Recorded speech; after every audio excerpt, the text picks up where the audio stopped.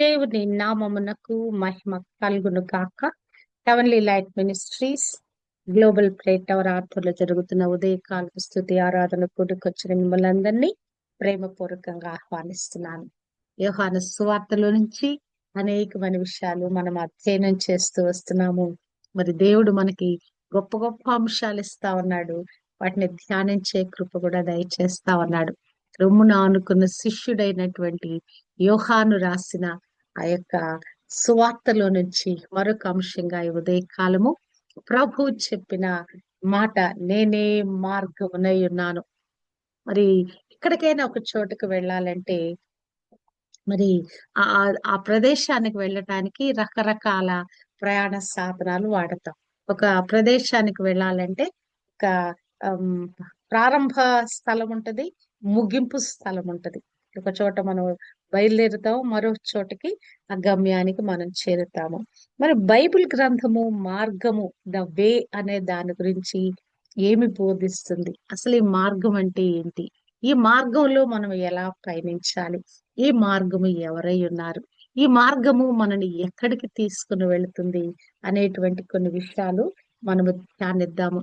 సాధారణంగా లోకంలో మనుషులందరూ కూడా ఒక మోక్ష మార్గాన్ని కనుగొనటానికి రకరకాల ప్రయత్నాలు చేస్తా ఉన్నారు. పూజలు, తీర్థయాత్రలు, ఇంకా రకరకాల క్రతువులు, రకరకాలైనటువంటి పద్ధతులు, ఏదో ఒక విధంగా మోక్షానికి వెళ్ళిపోవాలి, ఆ మోక్ష మార్గంలో మేము నడుస్తున్నామని రకరకాల పద్ధతులను అనుసరిస్తా ఉన్నారు కదా. మరి కానీ మరి ఈ ఎక్కడైనా ఒక చోటకు వెళ్ళటానికి, మరి ఇక్కడ నుంచి సికింద్రాబాద్ వెళ్ళాలంటే ఇంకేమైనా వేరే వేరే చుట్టూ అటు ఇటు చేసి ఏదో ఒక విధంగా సికింద్రాబాద్ వెళ్ళొచ్చు. కానీ ఒకటే మార్గం ఉంటది మాకు. ఇక్కడ నుంచి ఉప్పల్ నుంచి మరి అక్కడి నుంచి తార్నాక, అక్కడ నుంచి సికింద్రాబాద్ వెళ్ళడానికి డైరెక్ట్ రోడ్డు ఉంది. అక్కడికి వెళ్ళాలంటే మరలా లేకుంటే ఇటు ఈసీఎల్ వెళ్ళి మరి అక్కడ నుంచి అటు తిరిగి సికింద్రాబాద్ రావచ్చు. కానీ ఒక స్ట్రైట్ పాత్ ని మనం అనుసరించినప్పుడు ఆ మార్గం ఎలా ఉంటదంటే మనని ఖచ్చితంగా ఆ గమ్యస్థానానికి చేరుస్తుంది. మధ్యలో తడబాటు లేకుండా మరి ఆ ప్రదేశానికి వెళ్ళటానికి వీలవుతుంది. కొన్నిసార్లు ఒక మార్గం తెలియకపోతే కూడా మనం కన్ఫ్యూజన్ అయిపోతాం. ఇవాళ రేపు గూగుల్ మ్యాప్స్ వచ్చిన తర్వాత మరి ప్రయాణం ఎంతో సుగమం అయిపోయింది. చక్కగా ఆ మ్యాప్ పెట్టుకొని, తెలియని వాళ్ళ అడ్రస్ కూడా పెట్టుకొని, మనం వెళ్ళలేదు, ఎప్పుడు అక్కడికి వెళ్ళలేదు, ఆ అడ్రస్ ను మనం ఆ గూగుల్ మ్యాప్స్ లో పెట్టుకొని దాన్ని అనుసరిస్తూ కూడా మనం వెళ్ళిపోతా ఉన్నాము. కానీ దేవుని యొద్దకి, మరి బైబిల్ బోధిస్తున్న ఈ మార్గాన్ని అనుసరించటానికి ఒకే ఒక్క మార్గం ఎవరంటే క్రీస్తు ప్రభు కదా.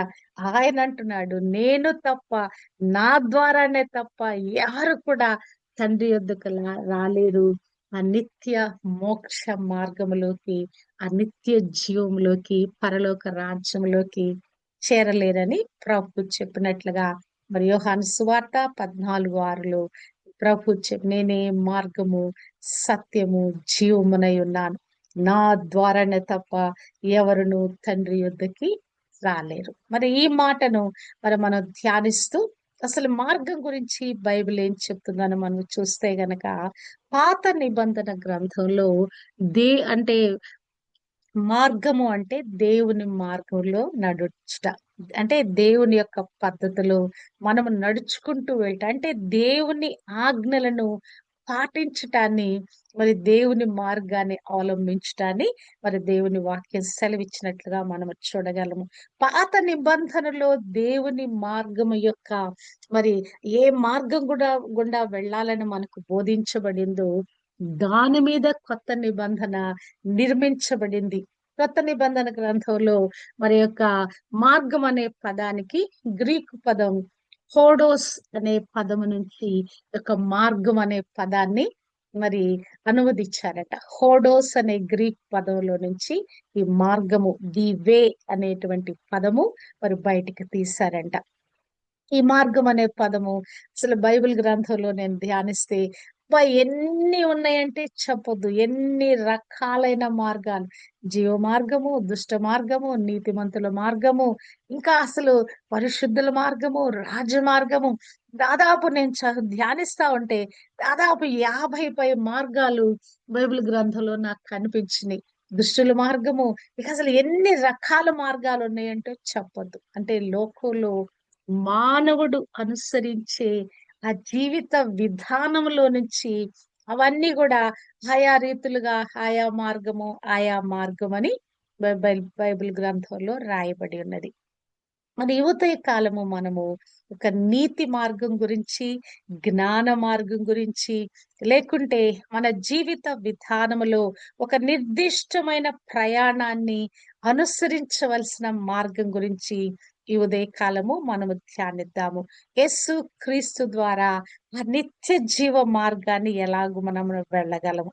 మనము చూచినట్లయితే గనక ఈ యొక్క పాత నిబంధన గ్రంథంలో మరి రాయబడినట్లుగా మరి ఈ యొక్క మరి ఏమైతే ఈ యొక్క దేవుని మార్గము అని చెప్పినప్పుడు ద్వితీయోపదేశ కాండము 5:33లో దేవుని మార్గం గురించి ఇక్కడ అంటున్నాడు.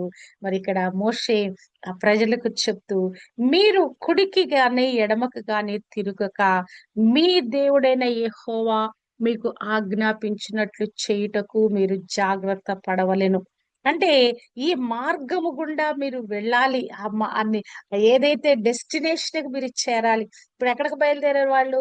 ఐగుప్తు నుంచి బయలుదేరారు. వారి యొక్క డెస్టినేషన్ అంటే, వారి గమ్యం ఏంటి? కనాను దేశం. ఈ కనాను దేశానికి మీరు వెళ్ళాలంటే మీరు చేయవలసిన పని ఏంటంటే, మీరు కుడికి గాని ఎడమకు గాని తిరగకూడదు. మీ దేవుడైన యెహోవా మీకు ఏమేమి ఆజ్ఞాపించాడో వాటన్నిటిని కూడా మీరు చేయటానికి జాగ్రత్త పడాలి. మరలా మీరు స్వాధీనపరచుకోబోయే ఆ దేశంలో మీరు దీర్ఘాయుష్మంతులుగా జీవించాలంటే మీ దేవుడైన యెహోవా మీకు ఆజ్ఞాపించిన మార్గములన్నిటిలో నడుచుకొనవలెను. హల్లెలూయా. ఈ యొక్క ఇశ్రాయేలుకి చెప్పబడిన ఈ ప్రాముఖ్యమైనటువంటి మాట, ఆజ్ఞ ఏంటంటే, మీరు ఎలాగున మీరు ఆ యొక్క ప్రదేశాన్ని మీరు స్వతంత్రించుకోగలరు, అక్కడిగా డెస్టినేషన్ ఎలా రీచ్ కాగలరంటే గనక ఈ మార్గము ఏదైతే మీరు వెళ్ళటానికి ఒక మార్గం మీకు బయలుపరచబడిందో అందులోంచి కుడికి గాని ఎడమకు గాని మీరు తొలగకూడదు. మీరు మరి అక్కడ దీవెనకరమైన బిడ్డలుగా మీరు ఉండాలి. అక్కడ వెళ్ళిన చోట కూడా దీర్ఘాయుష్మంతులుగా జీవించాలంటే మీరేం చేయాలి? ఆయన ఆజ్ఞాపించిన మార్గములన్నిటిలో మీరు నడుచుకోవాలి. మరి ఎలాగ నడుచుకోవాలి?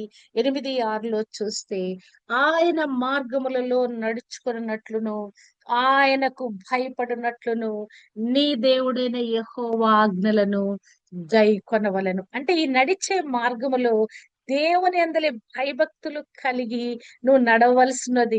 ఇంకను అంటాడు 119వ కీర్తన 1, 2, 3 వచనాలలో, యెహోవా ధర్మశాస్త్రం అనుసరించి నిర్దోషముగా నడుచుకోవాలి. ఆ మరియు వారు ఆయన శాసనములు గైకొంటూ పూర్ణ హృదయంతో ఆయనను వెదకాలి. ఆయన మార్గములలో నడుచుకుంటూ ఏ పాపమును చేయకుండా ఉండాలి. అంటే ఈ భయభక్తులతో కూడిన ఈ మార్గము ఎలా ఉందంటే, ఒకటి నిర్దోషంగా ఆయన వాక్యాన్ని నిర్దోషముగా అనుసరించాలి. పూర్ణ హృదయముతో ఆయన శాసనాలు కనుగొనాలి. మూడోదిగా ఆయన మార్గములో నడుచుట అంటే పాపరహితమైన జీవితం జీవించాలని ఇక్కడ దేవుని యొక్క వాక్యము సెలవిస్తా ఉన్నది. ఇంకను ఈ యొక్క బైబిల్లోని మార్గం గురించి మనము ఆలోచిస్తే గనక పాత నిబంధనలో మరి నిబిడీకృతమైన యేసు క్రీస్తు యొక్క వ్యక్తిత్వము, ఆయన ఇది యొక్క 66 పుస్తకాల్లో క్రీస్తు ప్రభు నిబిడీకృతమై ఉన్నాడండి. ఈ నిబిడీకృతమైన యేసు క్రీస్తు ప్రభు యొక్క ఆ ఆయన వ్యక్తిత్వము, ఆయన గుణలక్షణాలు, ఆయన యొక్క తీరు, ఆయన బోధించిన బోధనలు, ఇవన్నీ కూడా కొత్త నిబంధనలో నెరవేర్పు మరి కలిగి ఉన్నట్లుగా మనము చూడగలము. మరి యొక్క ప్రారంభ సంఘం ఎలాగున ఈ మార్గాన్ని అనుసరించింది, పాత నిబంధనలో మార్గము ఎలా వారు అనుసరించుకుంటూ వచ్చారని చూస్తే గనక, ఇప్పుడు మనం చెప్పుకున్న విధంగా పాత నిబంధన గ్రంథంలో దేవుని యొక్క మార్గంలో నడుచుటంటే భయభక్తులు కలిగి జీవించుట, ఆజ్ఞలు పాటించుట, కుడిమికి కానీ ఎడమకు కానీ తొలగకుండా వెళ్ళుట. ఈ ప్రభు మార్గంలో చూసినట్లయితే ఇది నీతితో కూడిన మార్గంగా, న్యాయంతో కూడిన మార్గంగా, పవిత్రతతో కూడిన మార్గంగా మనం చూడొచ్చు. అంటే తరచుగా దుష్టుల మార్గానికి భిన్నంగా ఉన్నట్లు చూడవచ్చు. కీర్తనల గ్రంథము సంకీర్తనలు ఒకటో అధ్యాయము 6వ వచనములో నీతిమంతుల మార్గము యెహోవాకు తెలియను, దుష్టుల మార్గము నాశనమునకు నడుపును.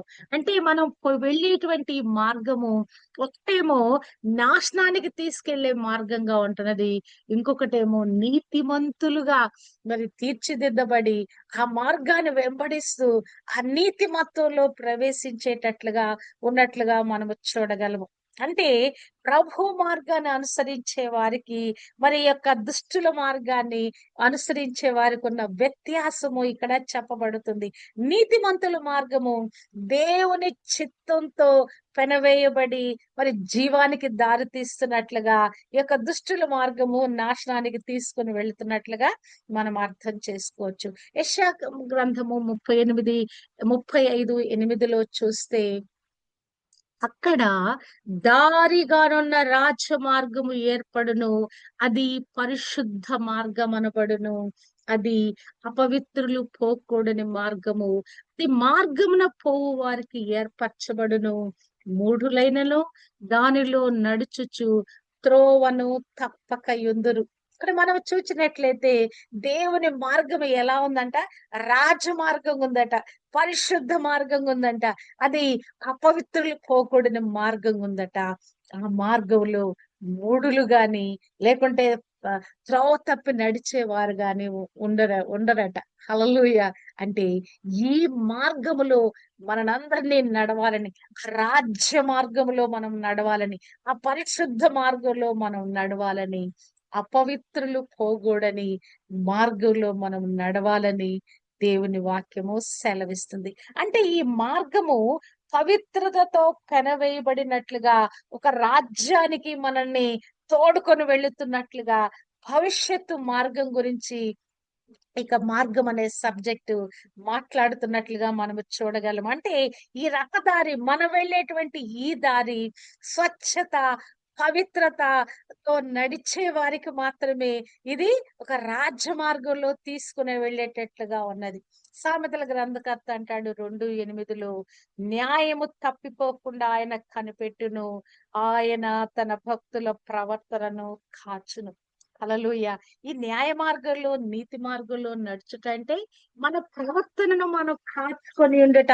అంటే దేవుడు నీతిమంతమైన మార్గాన్ని మనం నడిపించేవాడిగా, రక్షించేవాడిగా, మనము వెళ్ళేటువంటి ఆ మార్గంలో మనల్ని కాపాడేవాడిగా ఇక్కడ ఉంటున్నట్లుగా ఆయన మనను కాస్తున్నాడట. అంటే ఈ మార్గం అనేది కేవలం భౌతికమైన మార్గం కాదు గాని, దేవుని చట్ట ప్రకారం, దేవుని ధర్మశాస్త్ర ప్రకారం మనం జీవించాలని దేవుడు మనకు కొన్ని ఆజ్ఞలు, కట్టడలు, న్యాయ విధులు కదా. మరి 119వ కీర్తనలో చదివితే మరి ఎన్ని విధాలుగా ధర్మశాస్త్రమును, మరి ఆజ్ఞలు, ఆ వాక్యము, ఆ మాటలు మనం ఎలా పాటించాలని 176 వచనాలలో మరి ఇక్కడ రాసినటువంటి ఆ 119వ కీర్తన రాసిన కీర్తనకారుడు ఉటంకిస్తున్నాడు. అంటే నీతిని వెదకటం మరియు ఆయన మార్గదర్శకత్వాన్ని అనుసరించడం, దానికి ఒక రూపకంగా ఈ మార్గము మన ఎదుట ఉంచబడినట్లుగా మనము చూడగలము. అసలు ఈ యొక్క మార్గంలో ఉన్నటువంటి మరొక అంశం ఏంటంటే అది జ్ఞాన మార్గము. మనని ఒక జ్ఞానములోకి, మనం ఉన్నటువంటి ఆ మూఢత్వంలో నుంచి, లేకుంటే ఒకప్పుడు అంధకారంలో నుంచి ఉన్న మనల్ని ఆ వెలుగులోకి, ఆ జ్ఞానంలోకి తీసుకుని వెళ్ళేది దేవుని మార్గం అనేది. అంటే నీతి మార్గంతో పాటుగా మానవునికి ఏం కావాలంటే జ్ఞాన మార్గం కూడా మనకి కావాలి. జ్ఞానము ఈ మన యొక్క వ్యక్తిత్వాన్ని వికాసము చేస్తుంది, మరియు సంపన్నమైన ఒక దేవుని యొక్క ఆ యొక్క లోతుల్లోకి మనం నడిపిస్తదండి. ఒక అర్థవంతమైన జీవితం జీవిస్తూ ఆ దేవుని మార్గంలో పయనించటానికి ఈ జ్ఞానము మనకు ఉపయోగపడుతుంది. సామెతల గ్రంథకర్త అంటాడు 4, 11, 12లో జ్ఞాన మార్గము నేను నీకు బోధించి ఉన్నాను. యథార్థ మార్గములో నిన్ను నడిపించి ఉన్నాను. నీవు నడిచినప్పుడు నీ అడుగు ఇరుకున పడదు. నీవు పరిగెత్తినప్పుడు నీ పాదములు తొట్రిల్లవు. అంటే ఈ జ్ఞాన మార్గంలో మనం నడిస్తే గనక ఎలా ఉన్నాయంట అది? ఈ జ్ఞాన మార్గము మనకు బోధించబడింది. ఈ మార్గం ఎలా మన తోడుకొని వెళుతుందంటే, ఒక యథార్థ మార్గంలోకి మనం తోడుకొని వెళుతుంది. యథార్థ మార్గంలో మనం వెళ్ళేటప్పుడు ఇక మన అడుగులు అటు ఇటు జారటం కానీ, తొట్రిల్లటం కానీ, లేకుంటే మన అడుగులు ఎక్కడైనా చిక్కుపట్టం కానీ జరగదు. ఇరుకున పడవు. నీవు నడుచున్నప్పుడు ఇరుకున పడవు. నీవు పరిగెత్తినప్పుడు గూడా నీ పాదము తొట్రిల్లనీయడు. హల్లెలూయా!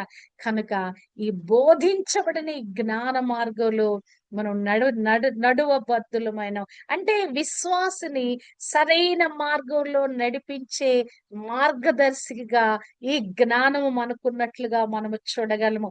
జ్ఞాన మార్గాన్ని మనం అనుసరించటం వలన స్థిరమైన మరియు సంతృప్తికరమైన జీవితాన్ని గడపవచ్చని ఇక్కడ మనకొక నిర్ధారణ కలుగుతున్నట్లుగా చూడగలము.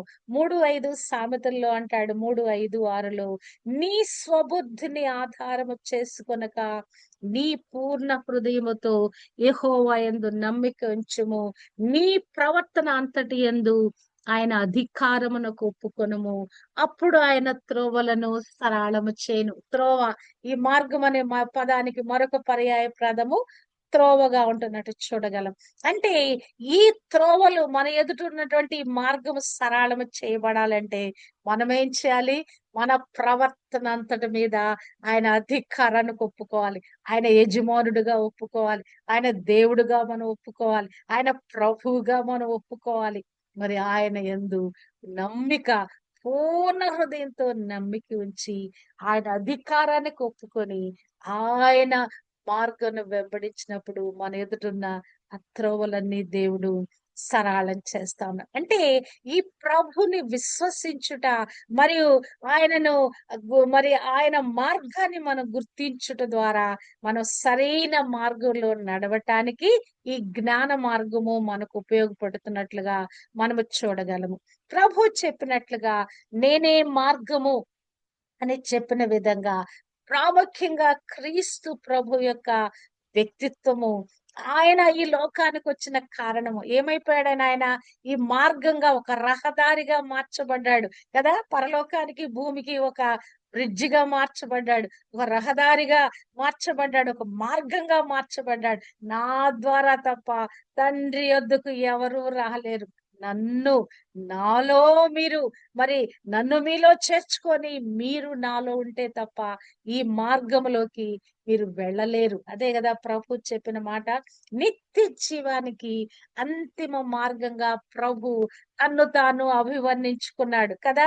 ప్రభు ఎప్పుడు కూడా నేనే మార్గము మరి అని చెప్పిన ఆ యొక్క లోతైనటువంటి ఆ యొక్క అర్థంలోకి ఆ భావంలోకి వెళితే మరి ఇక్కడ నేనే మార్గము, నా ద్వారానే తప్ప ఎవడును తండ్రి యొద్దకు రాడు అంటే చూడండి, యేసుక్రీస్తు ప్రభు తనను తాను స్పష్టంగా ఈ నేను మార్గమై ఉన్నానని ఇక్కడ ఆయన ఖచ్చితంగా చెప్తున్నట్లుగా చెప్తున్నాడు. ఆయన మాత్రమే తండ్రి యొద్దకు వెళ్ళటానికి ఏకైక మార్గము. ఆయన ద్వారా మాత్రమే నిత్య జీవము కదా. లోకంలో రకరకాల మతాలు, ఆ మంచి పనులు, లేకుంటే మతపరమైన ఆచారాలు, దీని ద్వారా మోక్షం లభిస్తుంది. ఇక రకరకాలుగా లోకంలో అనేకమైన ఉన్నాయి. కానీ యేసు క్రీస్తుతో మనం కలిగిన వ్యక్తిగత సంబంధం ద్వారానే ఈ మార్గంలో మనం పయనించగలం. మరి ఇక పాత నిబంధన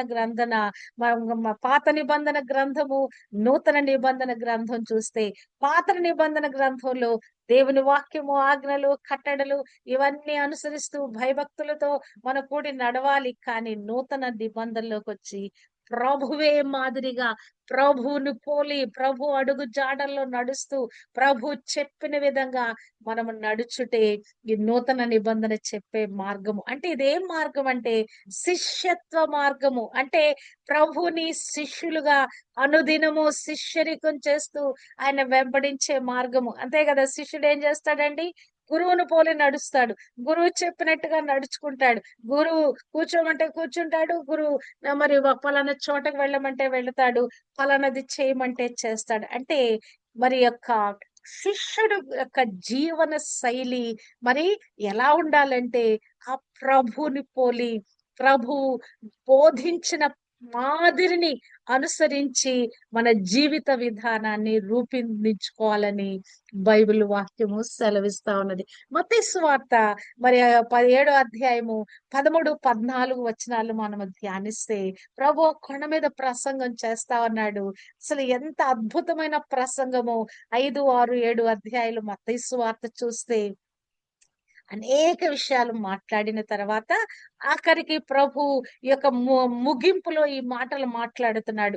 ఇరుకు ద్వారమున ప్రవేశించుడి, నాశనమునకు పోవు ద్వారము వెడల్పును, ఆ దారి విశాలమునైనది, దాని ద్వారా ప్రవేశించువారు అనేకులు, జీవమునకు పోవు ద్వారము ఇరుకును, ఆ దారి సంకుచితమునై ఉన్నది, దానిని కనుగొను వారు కొందరే. హల్లెలూయా! మనం దేని కొరకు మనం పోరాడాలంట? ఏ మార్గంలో మనం వెళ్ళాలంట? ఇరుకు ద్వారంలోకి మనం ప్రవేశించాలి. ఈ లోకంలో 2 ద్వారాలున్నాయి, 2 మార్గాలున్నాయి. ఏంటి అవి మనం చూస్తే గనక ఇరుకుగా ఉండే ఒక మార్గం ఉన్నది. ఇంకొకటి విశాలమైన మార్గం ఉన్నది. ఇప్పుడు మనం దేన్ని ఎంచుకోవాలంట? ఇరుకు ద్వారములో మనం ప్రవేశించాలంట. ఈ నాశనం పోయే మార్గంలోకి మనం వెళ్ళకూడదు గాని ఇరుకుగున్న మార్గం ఏంటది? అది మనని జీవంలోకి తీసుకొని వెళ్ళే మార్గము కదా! అందరూ గూడా మరి ఎప్పుడైనా చూసారా? ఒక ఒక మామూలుగా మనకి పటాలొస్తాయి గదా! దాంట్లో మరి ప్రపంచం మనుషులందరూ గూడా ఒక మార్గం వైపు ఒక పెద్ద గుంపుగా వెళ్తా ఉంటారు. ఇంకొక వైపు చూస్తే పరలోకానికి వెళ్ళే మార్గము ముందేమో కొంచెం వెడల్పు కనిపిస్తా ఉంటది. వెళ్ళే కొద్దీ చాలా సన్నగా అయిపోయి పైకి వెళ్ళే కొద్దీ అసలు ఒక 10 మంది బయలుదేరనుకుందాం అక్కడ. ఆ యొక్క అది పటంలో. మరి పైకి వెళ్ళే కొద్దీ ఒకళ్ళు వెళ్తున్నట్లుగా కనిపిస్తది. ఆ సీనరీలు. అంటే ఇరుకు ద్వారములో మనం ప్రవేశించినప్పుడు మరి అది ఎక్కడికి తీసుకొని వెళ్తుందంటే జీవ మార్గానికి తీసుకొని వెళ్తుంది. ఆ దారి రాను రాను సంకుచితం అయిపోతా ఉంటది. మనం అందులో అసలు వెళ్ళగలమా లేదా అని అన్నట్లుగా ఆ యొక్క మార్గము అయిపోద్ది కదా! ఈ యొక్క విశాల మార్గము అది ఎలా ఉందండి? చాలా వెడల్పుగా ఉంది. అది విశాలంగా ఉంది. దాని ద్వారా అనేక మంది ప్రవేశిస్తున్నారు గాని ఎక్కడికి వెళ్తా ఉన్నారు? నాశనానికి వెళ్ళిపోతున్నారు. ప్రభు ఇక్కడ ఈ 2 మార్గాల గురించి మరొకసారి మనకు జ్ఞాపకం చేస్తా ఉన్నాడు. నాశనానికి దారి తీసే ఈ మార్గము, ఈ విశాలమైన మార్గము, జీవానికి దారితీసే ఇరుకైన మార్గాన్ని ఈ యొక్క శిష్యుడు అనుసరించాలని, మరి దేవుని యొక్క విధేయత మార్గంలో నడుచుటే ఈ యొక్క ఇరుకైన మార్గంలోకి వెళ్ళుట కదా! ఇది సవాలుతో కూడుకున్నదిగా మరి దీన్ని ఈ యొక్క ఇరుకు మార్గంలో మనము జీవించాలంటే ఒక నిబద్ధత అవసరం కలిగి ఉన్నట్లుగా కొన్ని ఖచ్చితమైన ఆ నీతి నియమాలు మనం పాటించవలసి వస్తున్నట్లుగా మనము చూడగలము. హల్లెలూయా! కదా! క్రీస్తు మార్గంలో మనం నడుచుటంటే చాలా కష్టతరమైన పనండి. క్రైస్తవ యాత్రలో ప్రభువుని వెంబడించుట, వ్యక్తిగతంగా మన యొక్క ఆత్మీయ జీవితాలను కాపాడుకుంటా ప్రభు మార్గంలో మనం జీవించుటంటే గొప్ప సవాలుతో కూడుకున్న జీవితమైనది మనకి. కదా! మరి ఇవాళ రేపు చూచినట్లయితే మరి ఈ యొక్క క్రీస్తు ప్రభు కొరకు మరి బెదిరింపులు వచ్చేస్తా ఉన్నాయి. చంపేస్తామని వస్తున్నారు. క్రీస్తు నామం కాదు వేరే నామం చెప్పు అని బలవంత పెడుతున్నారు. మరి బైబిల్‌ని కాళ్ళతో తొక్కిస్తా ఉన్నారు. రకరకాలు జరుగుతా ఉన్నాయి కదా! మరి ఆ దినము మరి గింజలెవరు, మరి పొట్టెవరో తెలుస్తదండి. శ్రమ వచ్చినప్పుడు క్రీస్తు కొరకైన శ్రమ వచ్చినప్పుడు మనలో నిజమైన విశ్వాసము ఏ మార్గంలో మనం వెళ్తున్నామో బయలుపరచబడింది. సౌలుగా ఉన్నటువంటి పౌలు మార్చబడక ముందు ఆయన ఏం చేస్తాడు? ఆయన మరి శిష్యులందరినీ బెదిరించటం, మరి హత్య చేయటం దానికి ప్రాణాధారమైనట్టు ఆ యొక్క మరి ప్రధాన యాజకుల యొద్దకు వెళ్ళి, ఈ మార్గమందున్న పురుషులనైనను స్త్రీలనైనను కనుగొని ఎడల వారిని బంధించాలని పత్రికలు తీసి, ఏ మార్గము? యేసు మార్గమును అనుసరిస్తున్న వారు, శిష్యులుగా ఉన్నవారు, మరి యొక్క ఎవరైతే ప్రభుని వెంబడిస్తా ఉన్నారో, ప్రభువు తిరిగి లేచి ఉన్నాడు, ఆయన సజీవుడుగా ఉన్నాడు, మరణం ఆయన బంధించి ఉంచలేకపోయింది, ఆయన మీరు సిలువ వేసి చంపారని ఆ పేతురు, యోహానులు, ఆ 12 మంది మరి ధైర్యవంతులుగా పోరాడుతుంటుండగా, ఈయన ఆయన మరి వారి బోధనలు విని అనేక మంది, అసలు అనుదినము సంఘంలో అనేక మంది చేర్చబడుతున్నారంట. శిష్యుల సంఖ్య అపరిమితంగా విస్తరించబడిందంట. స్త్రీలు, పురుషులు రోజు రోజుకి మారిపోతా ఉన్నారు. అటువంటి సమయంలో ఈ యొక్క మార్గాన్ని, క్రీస్తు మార్గాన్ని అనుసరిస్తున్న వారిని చంపటానికి ఆయన ప్రయత్నం చేశాడు. కానీ మరి చూచినట్లయితే అక్కడ ఏమైపోయింది? హఠాత్తుగా ఆయన మార్గము మళ్ళించబడింది. హల్లెలూయా! దేవుని యొక్క, క్రీస్తు ప్రభు యొక్క ప్రత్యక్షత, ఎన్కౌంటర్ ఆయనకి జరిగినప్పుడు ఏమైపోయిందండి? ఆయన మార్గము, ఆయన ఒకటి అనుకున్నాడు, దేవుని మార్గం అంటే ఇది క్రీస్తుని అనుసరించే మార్గం కాదని ఆయన అనుకుని, తనకు కలిగిన జ్ఞానములో నుంచి ఆయన మరి ఆ మార్గము, క్రీస్తు మార్గము అనుసరించే వారిని ఆయన రిస్ట్రిక్ట్ చేయాలనుకున్నాడు. కానీ ఆయనే తన వెళుతున్నటువంటి ఆ మార్గంలో నుంచి క్రీస్తు మార్గంలోకి వచ్చినట్లుగా మనము చూడగలము. ఆయన ఇచ్చే సాక్ష్యం చూస్తే 24 అధ్యాయంలో మనము చూస్తే అక్కడ నిలబడి ఉన్నాడు. ఆ బోన్లో నిలబడి ప్రభు కొరకు ఆయన మరి సాక్ష్యం చెప్తా ఉన్నాడు. ఎక్కడికి పోయినా ప్రభు ఎలా దర్శించాడు, ఎలా ఎన్కౌంటర్ అయ్యాడు, ఎలాగన ఆకాశం నుండి ఆయన మరి మాట్లాడాడు, ఇవన్నీ కూడా అనేకమైన చోట్ల అని చెప్తూ వస్తున్నాడు. ఆఖరికి అక్కడ రాజు ఎదుట, చక్రవర్తి ఎదుటే నేను చెప్పుకుంటానంటే అక్కడ నిలబడి అక్కడ ఆయన చెప్తున్నాడు. ఏమని చెప్తున్నాడంటే, ధర్మశాస్త్ర గ్రంథమందు, ప్రవక్తల గ్రంథమందు రాయబడిన వాటన్నిటి విషయములో నీతిమంతులకు అనీతిమంతులకు పునరుద్ధానము కలగబోతుంది. దాని గురించి నేను నిరీక్షించి ఈ మార్గము చొప్పున నా పితరుల దేవునిని సేవించుచున్నానని తమరి ఎదుట ఒప్పుకొనుచున్నాను. హల్లెలూయా! మీరు మతభేదం అంటున్నారు కదా! కాదు, కాదు. ఇది దేవుని మార్గము, క్రీస్తు మార్గము. మరి ఈ మార్గములో నడుస్తూ నేను దేవుని సేవిస్తున్నాను. ఎలా సేవిస్తున్నానంటే, నే ఈ దేవుని ఎడలను, మనుష్యుల ఎడలను ఎల్లప్పుడూ నా మనస్సాక్షి నిర్దోషమనేదిగా ఉండునట్లు అభ్యాసము చేసుకొనుచున్నాను. హల్లెలూయా! ఈ క్రైస్తవ నడకలో మనం కలిగి ఉండవలసింది ఇదండి. ఈ అభ్యాసం మనం కలిగి ఉండాలి. పై రూపం కాదు దేవుడు చూసేది. దేవుడు అంతరంగాన్ని చూస్తాడు. అంతరంగంలో మనం ఏమై ఉన్నామో దేవుడు చూస్తాడు. కనుక ఇక్కడ ఎల్లప్పుడూ నా మనస్సాక్షి దేవుని ఎడలను, మా మనుష్యుల ఎడలను ఎల్లప్పుడూ నా మనస్సాక్షి నిర్దోషమైనదిగా ఉండునట్లుగా నన్ను నేను అభ్యాసము చేసుకున్నాను. అంటే పౌలు ఈ యొక్క మార్గం గురించి స్పష్టంగా గ్రహించిన వాడే పదే పదే ఎక్కడికి పోయినా, ఇదిగో నాకు ఇటువంటి ప్రత్యక్షత కలిగింది, నేను ఒక మార్గంలో వెళుతా ఉన్నాను, ప్రభు తన మార్గంలోకి నడిపించుకుంటూ వచ్చాడు, ఆయన నేను ఇప్పుడు ఆ మార్గాన్ని నేను వెంబడిస్తున్నాను, అనుసరిస్తున్నాను. మరి మనము అనుసరించవలసిన మార్గం ఏమైనది విశ్వాసులుగా అంటే సిలువ మార్గం అండి. క్రొత్త నిబంధన గ్రంథంలో మనకి ఆశీర్వాదాలు మరి ఇలా వచ్చేస్తే అలా వచ్చేస్తే అని చెప్పలేదు. కానీ నీవు ఆ నిత్య రాజ్యం వెళ్ళాలి, ఆ మోక్ష రాజ్యం వెళ్ళాలి, ఆ పరలోక రాజ్యం వెళ్ళాలి అంటే గనక నీవు అనుసరించవలసిన మరి ఆ మార్గము కొద్దిగా త్యాగంతో ఇమిడి ఉన్నది. కొద్దిగా బాధ, కొన్ని శ్రమలు, కొన్ని కష్టాలు, వీటన్నిటిని కూడా మనము పొందుకొని ఈ యొక్క యాత్ర కొనసాగించాలి. ఈ మార్గంలో నడవాలని మనకి బైబిల్ వాక్యము బోధిస్తుంది. ప్రభు తన మాటల్లో మత్తయి సువార్త 16వ అధ్యాయము 24, 25లో, మరి లూకా 9, 23, 24లో ప్రభు అంటున్నాడు, ఎవడైనను నన్ను వెంబడింపగోరిన ఎడల తన్ను తా ప్రభువా క్షమించు. తన్ను తాను ఉపేక్షించుకొని తల సిలువనెత్తుకొని నన్ను వెంబడించవలెను.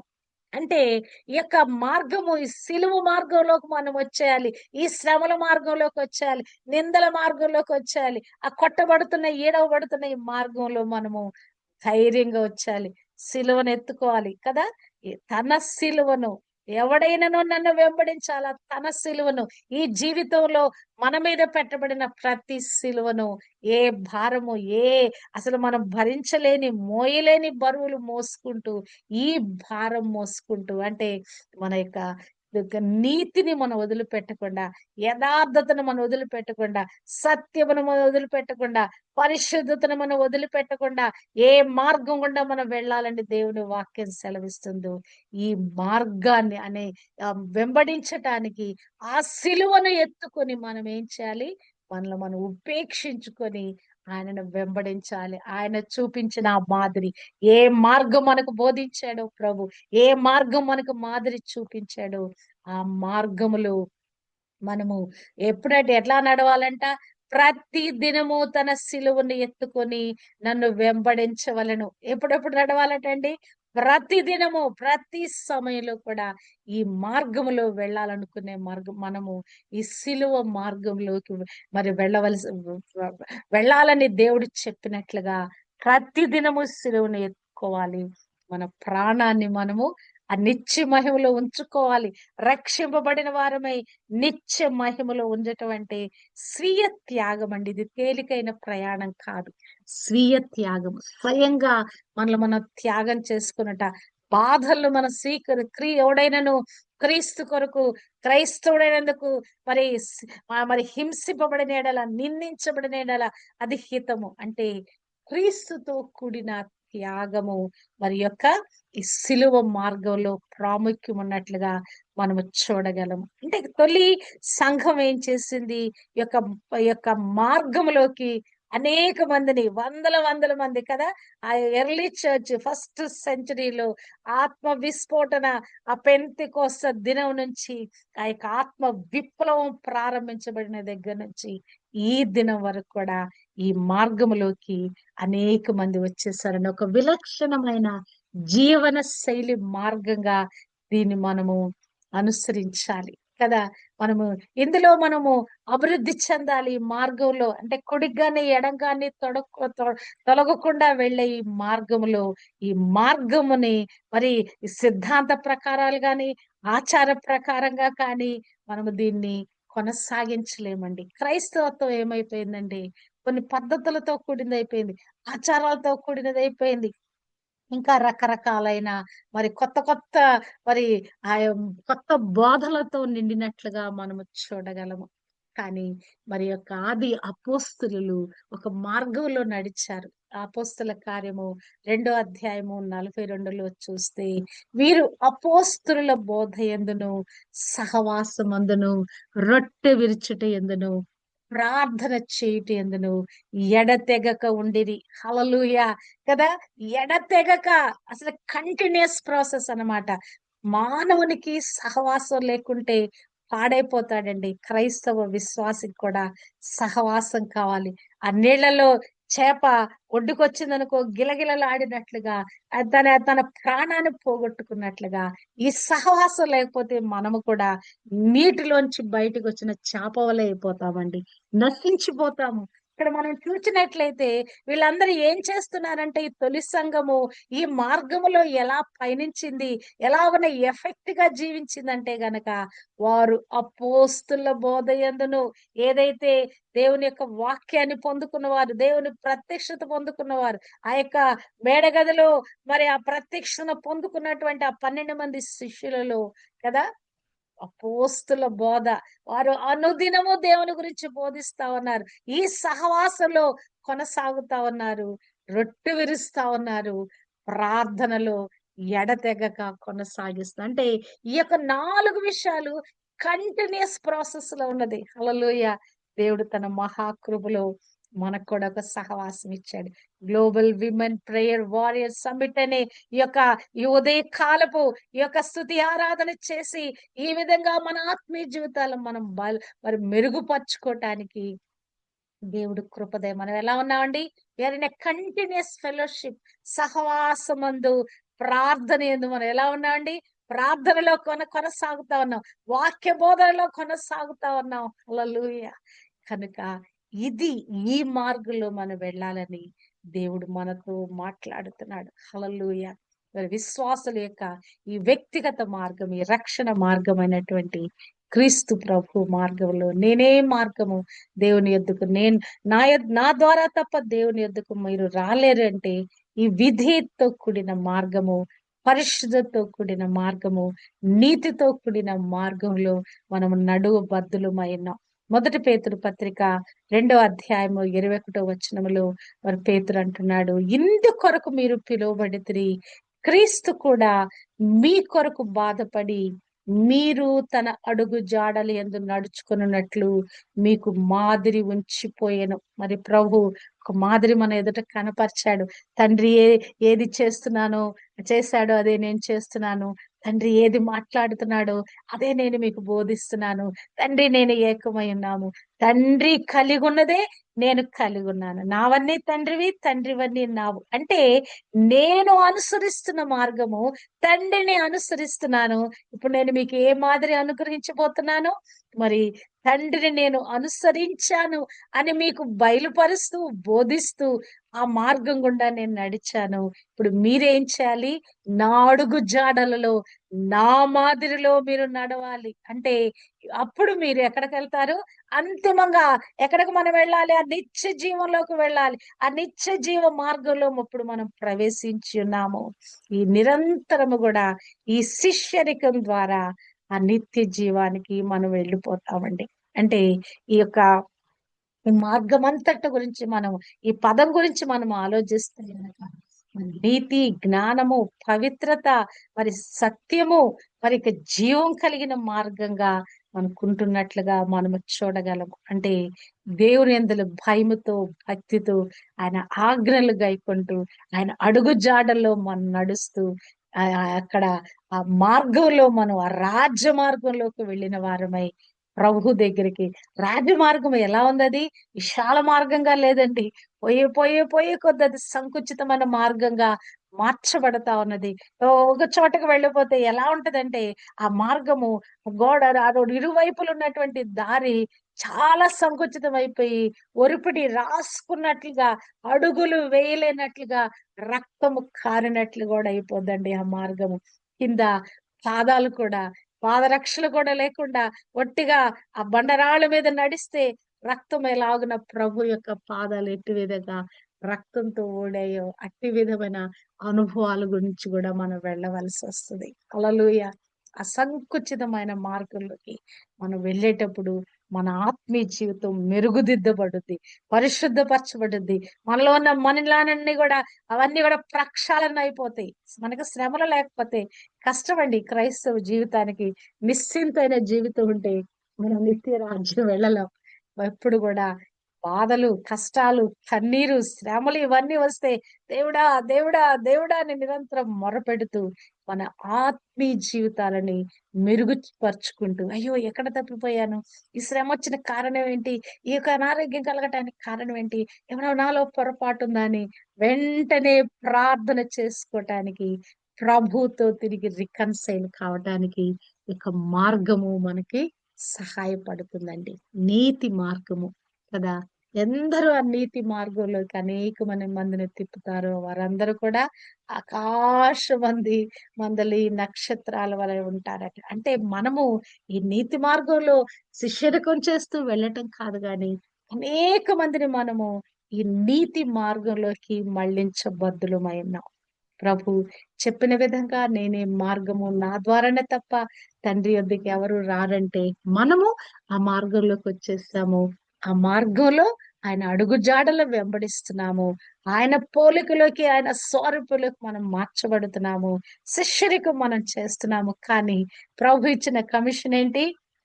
సమస్త మనుషులను, సమస్త జనులను నాకు శిష్యులుగా చేయడి అంటే అనేక మందిని నీతి మార్గంలోకి మనము తీసుకురా బద్దులమైన నా పాటికి నేను వెళ్ళిపోతాను, నా కుటుంబం వెళ్ళిపోద్ది, మేము వెళ్ళిపోతాం జుమ్మని ఆ యొక్క రెండవ రాకడలో ఆ యొక్క కడబూర శబ్దం మోగగానే మేము వెళ్ళిపోతాం. కాదు కాదు, మన మీద ఒక బాధ్యత పెట్టబడింది. ఆ నీతి మార్గంలోకి అనేక మందిని మనం తోడుకొని రావాల్సిన బాధ్యత మన మీద ఉన్నది.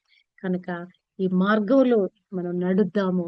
ఈ సత్య మార్గంలో, జీవ మార్గంలో, నీతి మార్గంలో, పరిశుద్ధ మార్గంలో, యథార్థ మార్గంలో, రాజ్య మార్గంలో, పరలోకానికి నిత్య జీవానికి తోడుకొని వెళ్ళి ఆ ప్రభు మార్గంలో మనం నడుద్దాము.